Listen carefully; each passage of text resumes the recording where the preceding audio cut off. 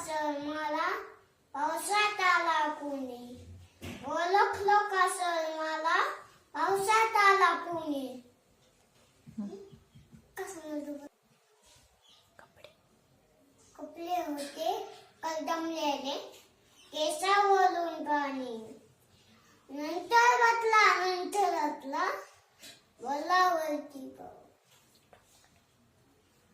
नंतरातला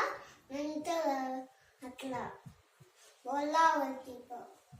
गंगामाई पाहुणे आणि गेली घरच्यात लावून. माहेरवाशी पोलिसारखी